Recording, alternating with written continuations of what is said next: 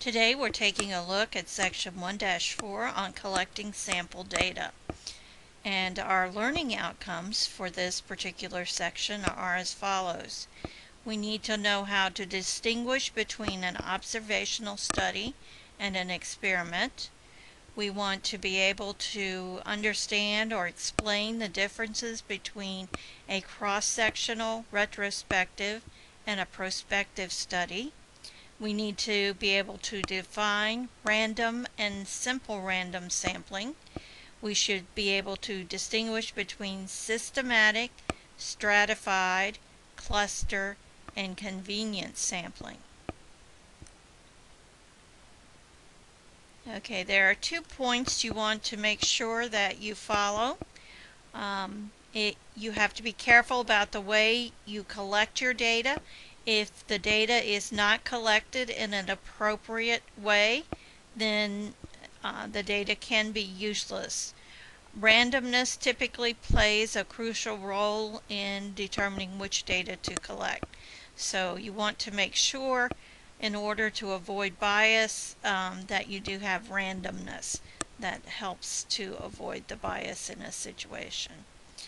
Now, we have 2 basic sources for data, and those are an observational study. Let me see if I can get my pen working here.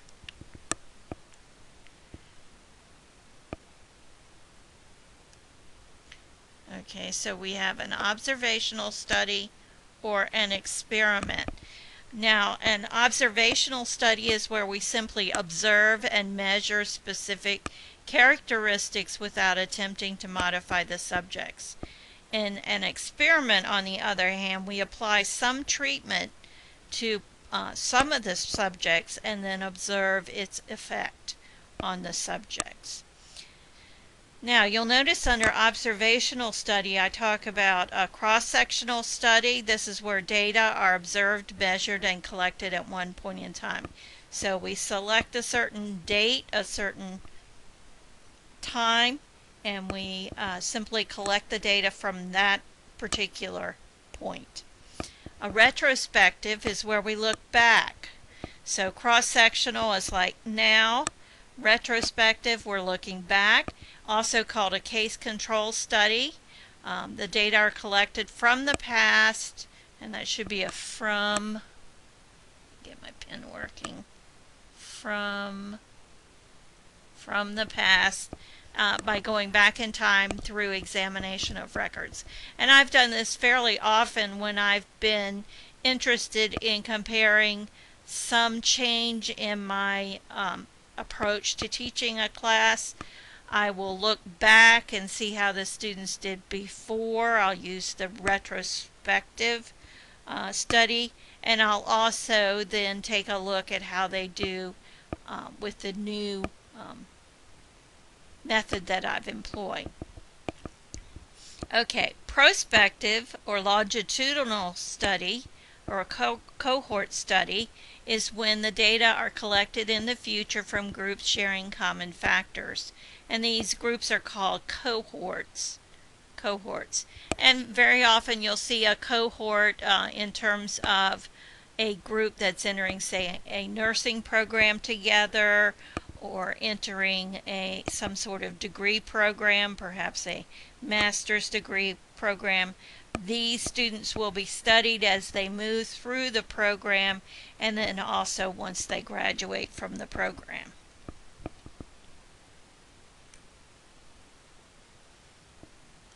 Okay, now it's very important to understand the difference between a random sample and a simple random sample. In a random sample, each individual member of the population has an equal chance of being selected. So it's like you have the population here, and here are the individual members. This is beginning to look like a pepperoni pizza or a chocolate chip cookie. And each one has an equal chance of being selected. Now, in a simple random sample, and I'm going to use letters here instead of little circles to represent the members of the population. I'm just going to do 5. Every sample of size n has the same chance of being chosen. So our population only has 5 members. Let's make our sample size just 2. So if we look at all the possible samples, A and B, A and C, A and D, A and E, B and C, B and D, B and E, C and D, C and E, or D and E. And what we're saying with a simple random sample is that all of these samples of size 2 have an equal chance of being selected. All of them have an equal chance of being selected. Now, we have other methods of sampling, and the first one is called systematic sampling. And this is where we pick a starting point. Perhaps we have a list of an alphabetical listing of the students at Germanna. And what we do is we pick every kth element in the population. Every kth element. So, for example, we might have the list of Germanna students, and we randomly choose a starting point, and then from that starting point we choose every 50th person on the list until we have a sample of size 100.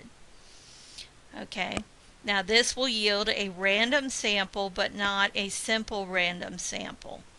And so I'm going to take our sample we had before,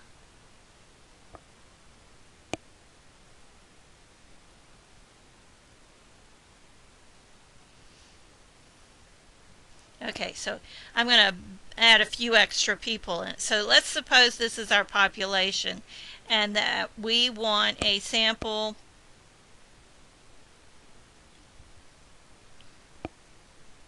of size 3, and that we're going to choose every 4th item. Okay, and I'll say we randomly start with A, so we'll that's our beginning point. So we've chosen A, 1, 2, 3, 4. We could have E, would be our next one, 1, 2, 3, 4, and I. So I have a sample of size 3. Now, notice that there is no way, if I randomly choose a starting point and I choose A as my starting point, there is no way I can get the sample ABC. Because B, C, and D are not 4 places away from A. So there's no way, all right, this is the one I got, there's no way to get this.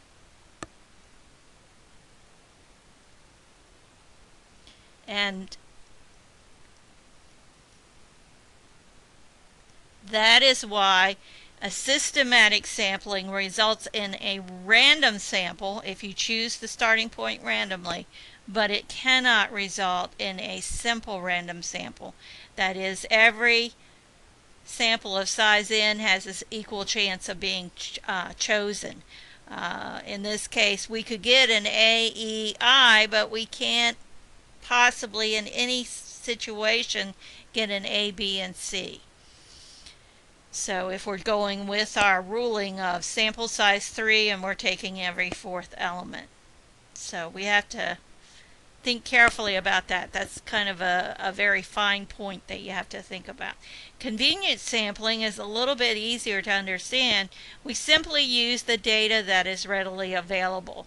So in my case, very often, if I want to know something about students at Germanna, my convenience sample would be a sampling of my classes, simply because it's convenient for me to do it in that manner.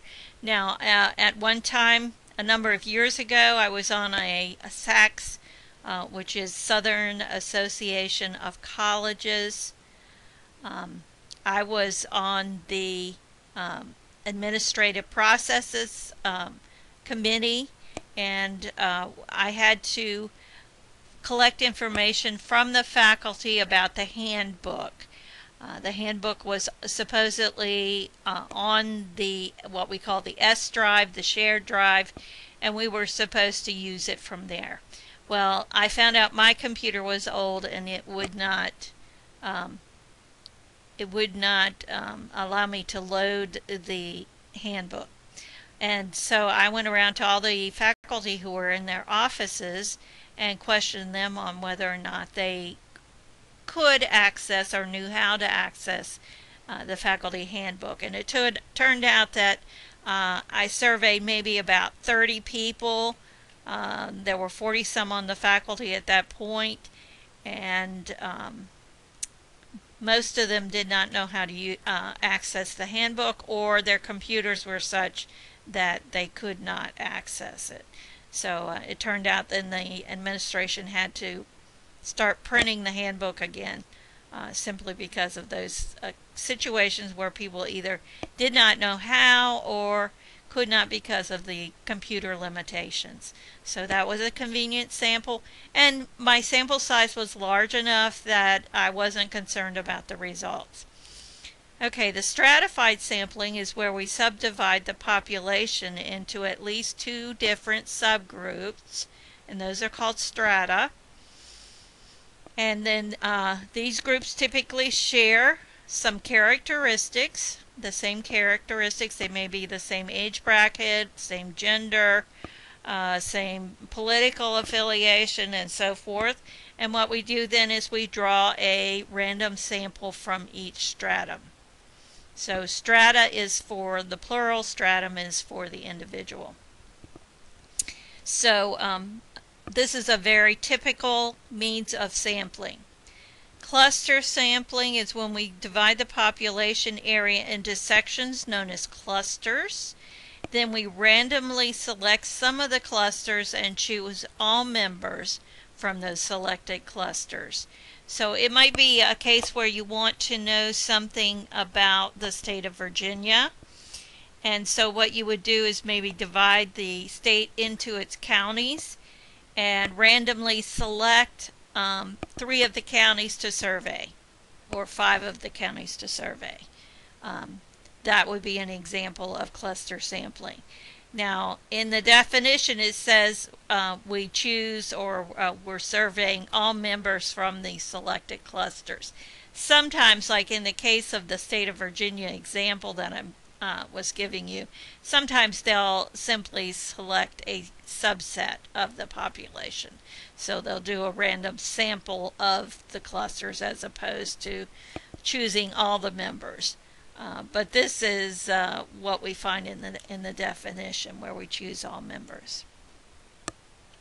Okay, moving on to blinding.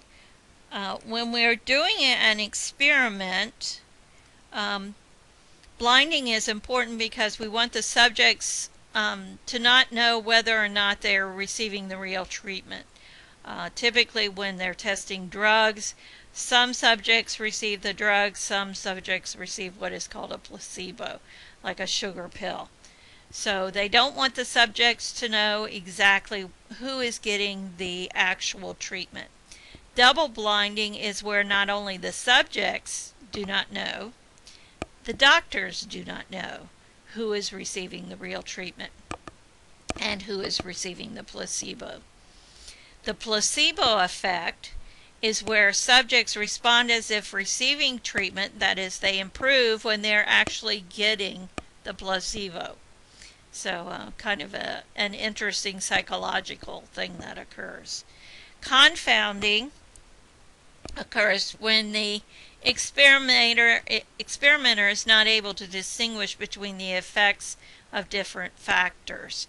And when you design your experiment, you want to try to avoid the issue of confounding as much as possible. Completely randomized experiment design is important to avoid confounding. One of the following 4 methods will control the effects of various variables. First of all, you can design what is called a completely randomized experiment design. This is where subjects are assigned to different groups through random selection. So everything is just completely random. A randomized block design is where blocks of people are formed with subjects who have similar characteristics, and then treatments are randomly assigned to the subjects in the blocks. Number 3, we can do what is called a rigorously controlled design. This is where we carefully assign each subject to different groups so that the ones receiving treatment are similar in ways that are important to the experiment. And finally, we can do what is called a matched pair design. We can compare exactly two treatment groups, such as a treatment group and a placebo group. All right, and the last thing we need to talk about, sampling error, the difference between the sample result and the true population result. This is something we cannot avoid. As we work in statistics, there is no way to avoid sampling error. It just occurs. There's not anything we can do about it, so that is not something we need to worry about. What we do need to worry about is non-sampling error, and this is where we're sampling data incorrectly. That is, we're not collecting it correctly, and we're making or making an error in recording and analyzing the data.